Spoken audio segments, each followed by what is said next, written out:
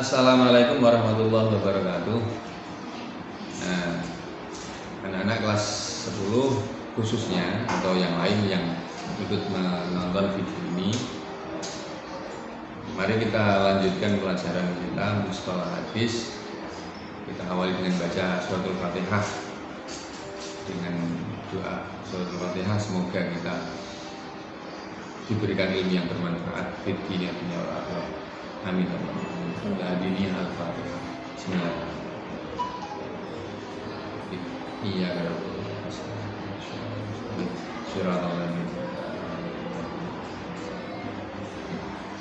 Bismillahirrahmanirrahim. Di pertemuan sebelumnya kita bahas hadis dhaif dan baru saya bacakan kalimat ini. Sekarang saya artikan. Artinya begini. Mulai qauluhu wa hukmuhu annahu yu'malu bima lam yashadda.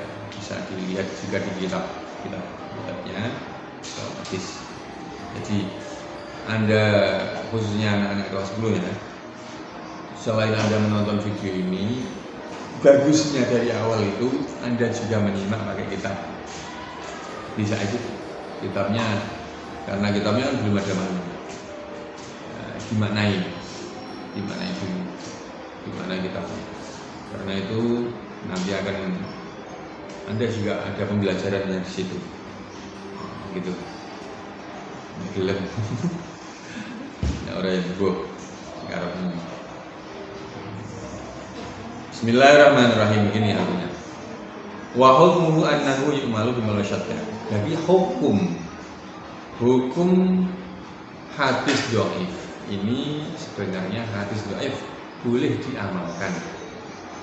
Kalau hadis sahih dan hasan, semua ulama sepakat bahwa boleh diamalkan. Tapi kalau hadis dhaif ini boleh saja diamalkan, tapi hadis dhaif yang tidak sangat dhaif, mungkin ada kekurangannya sedikit, itu masih boleh diamalkan. Itu pun dengan syarat ada dasar hadis tersebut dari kitab induk, kitab asal ya. Misalnya kitab-kitab hadis itu ya ada kitab dari Sahih Bukhari atau kitab Sahih Muslim atau kitab Sunan Abu Dawud, Sunan Nasa'i, Ibnu Majah, dan Tirmidzi. Di kitab-kitab induk tersebut hadis tersebut ada walaupun riwayatnya nanti menjadi riwayat yang perawinya kok jadi lemah, maka hadisnya kan menjadi dhaif. Tapi kan ada dasarnya di kitab asal kitab itu. Boleh saja diamalkan kalau seperti itu. Tapi kalau sangat lemah, banyak sekali kekurangannya, maka hadis dhaif tidak boleh diamalkan. Terus selanjutnya, wala yalzamu min dhafil hadis inda ahli hadzal fan. Ini bagus sekali. Wala yalzamu min dhafil hadis, saya baca lagi lafaznya, saya ulang. Wala yalzamu min dhafil hadis inda ahli hadzal fan alla yakuna sahihan aw hasanan fil waqi'i. Kama annahu la yalzamu min sihhatihi aw hasanihi indahum ayyakuna fil waqi'i kadzalika li jawazil khata'i awil nisyani ala adwi wasidqi ala ghairihi. Kenapa ulama kok menjadikan riwayat hadis menjadi macam-macam? Dalam hadis ada yang sahih, hasan, ada yang dhaif. Kalau sahih itu paling kuat, bagus, hasan ya di bawahnya sedikit. Kalau dhaif kan lemah. Kok menjadikan seperti itu? Apakah memang harus seperti itu atau kenyataannya seperti itu? Nah, ini sebagai dari beliau Syekh Hafidz Hasan Al-Masmudi ini berbicara tentang hakikatnya perkara. Walaupun begini, artinya wala yalzamu tadi. Walaupun ulama ahli hadis mengklaim suatu hadis atau suatu riwayat misalnya bahwa riwayat tersebut itu sahih atau hasan, tapi pada kenyataannya, pada hakikatnya belum tentu seperti itu. Bisa saja pada kenyataannya hadis yang diklaim atau riwayat yang diklaim oleh ahli hadis itu bisa saja itu riwayat yang dhaif, atau mungkin sebaliknya suatu riwayat atau hadis atau riwayat diklaim oleh para ulama ahli hadis bahwa hadis tersebut riwayatnya dhaif, tapi pada hakikatnya belum tentu seperti itu. Bisa saja yang diklaim dhaif itu menjadi adalah sahih, atau yang diklaim sahih itu adalah dhaif, dibolak-balik gitu. Bisa saja seperti itu. Kenapa seperti itu? Li jawazil khata'i aw nisyan, karena namanya manusia pasti ada salah dan lupanya. Bisa saja pada suatu ketika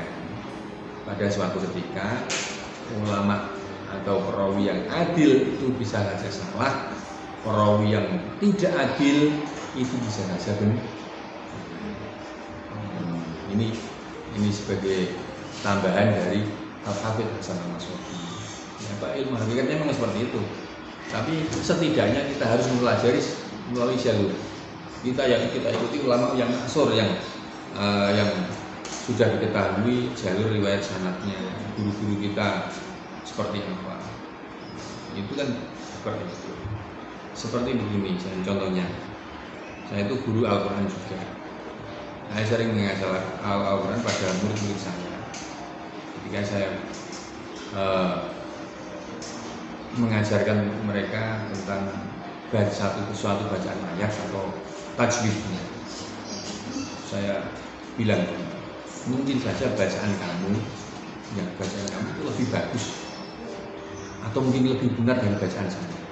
Saya bilang begitu sama murid saya. Kenapa? Karena kita sama-sama tidak tahu bagaimana cara Nabi Muhammad SAW, kanjeng Nabi, cara membaca beliau membaca Al-Quran bagaimana, sama-sama tidak tahu, karena sama-sama tidak tahu masanya. Orang menangi zamannya kanjeng Nabi, tapi setidaknya kalau kita belajar sesuai jalan, misalnya kita belajar dari guru-guru kita tentang hadis tentang tajwidnya bacaan tersebut, maka bacaan kita akan lebih benar. Tidak mungkin tidak bisa benar 100% seperti yang dibaca Nabi, tapi setidaknya lebih mendekati pada yang benar daripada kita tanpa guru, belajar tanpa jalur sanad dan seterusnya. Bisa saja benar tapi kebanyakan salah. Itu seperti itu. Saya kiaskan seperti itu, saya contohkan seperti itu. Sama seperti ilmu hadis tadi. Bisa saja yang diklaim oleh ahli hadis sebagai hadis yang sahih atau hasan itu pada hakikatnya adalah dhaif, atau mungkin sebaliknya yang diklaim oleh ahli hadis itu dhaif, bisa saja hakikatnya itu hadis sahih atau hasan. Bisa saja seperti itu hakikatnya. Tapi kan kita belajar ilmu hadis, ilmu yang lain juga dari sanad, dari guru-guru kita yang sudah diketahui, sudah kapasitas keilmuannya, sanad, jalur riwayat sanadnya. Maka setidaknya kalau kita tidak bisa benar 100%, mendekati 100%, mendekati yang paling benar daripada kita belajar dari yang tidak jelas. Itu himbauannya seperti itu. Nah, pada pertemuan kali ini kita awali seperti itu. Saya ulang. Jadi daripada walaupun kita tidak mengetahui ilmu hakikatnya 100% kita tidak boleh mengklaim kebenaran kita, tapi setidaknya kalau kita belajar dari jalur yang pas, kita akan lebih mendekati pada yang benar daripada kita belajar dari yang jalurnya tidak jelas. Selanjutnya pembahasan kita adalah tentang hadis mutawatir. dulu di pertemuan atau video yang keberapa saya lupa, saya pernah menerangkan begini, hadis ini dua, cara membaginya dua, ada hadis secara umum dan secara khusus. Pembagian secara umum sudah kita bahas semua, ada 3 macam. Pembagian secara umum, hadis sahih, hasan, dan dhaif. Ini pembagian secara umum. Pembagian secara khusus hadis ini nanti dibagi menjadi banyak dan diawali dengan hadis mutawatir. Nah, sekarang mau kita bahas. Berarti kita ini mulai bahas hadis mutawatir, kita mempelajari tentang pembagian hadis secara khusus. Jadi kita mempelajari sifat-sifat yang khusus dari suatu hadis tersebut, dari suatu riwayat hadis. Bagaimana mutawatir itu dan seterusnya. Ini, nah, perkara yang khusus itu masuk pada perkara yang umum. Saya contohkan gini, di madrasah kita, madrasah MA Nahdlatul Muslimin. Ini saya buat kalimat contoh. Secara umum, ini kalimat secara umum, madrasah aliyah Nahdlatul Muslimin itu dibagi menjadi 3 tingkatan. Ya, 3 tingkatan. Ada kelas 10, kelas 11, dan kelas 12. Ini bagi secara umum. Pembagiannya secara umum ada 3. Lalu bagian secara khusus lebih dari 3 ini. Karena apa? Kelas 10 ada 10 IPA 1 contohnya, 10 IPA 2, 10 IPS 1, 10 IPS 2, 10 IPS 3, 4, 5, 6, 7, dan seterusnya kalau masih ada. Nah, gitu. Kalau saya bilang kelas 10, ini berarti saya ngomong tentang pembagian secara umum. Tapi kalau saya sudah bilang kelas 10 IPS 1 misalnya, ini saya ngomong pembagian secara khusus. Yang khusus tadi IPS 1 masuk kategori yang umum. IPS 1 kelasnya itu kelas 10 pembagian pertama. Jadi begini, kalau kita ngomong, misalnya saya ngomong hadis mutawatir, hadis ini mutawatir.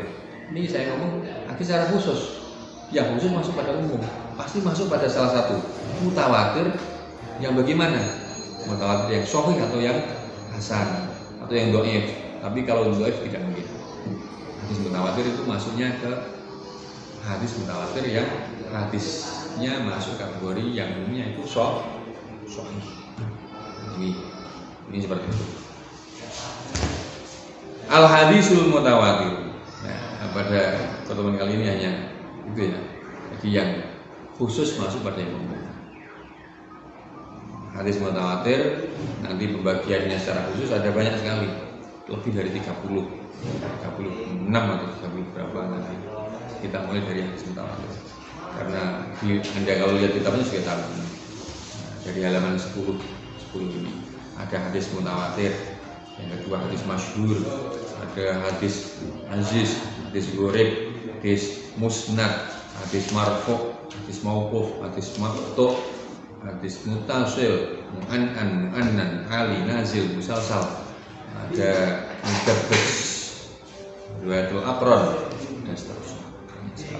Nanti akan kita bahas insyaallah di pertemuan-pertemuan atau video-video selanjutnya.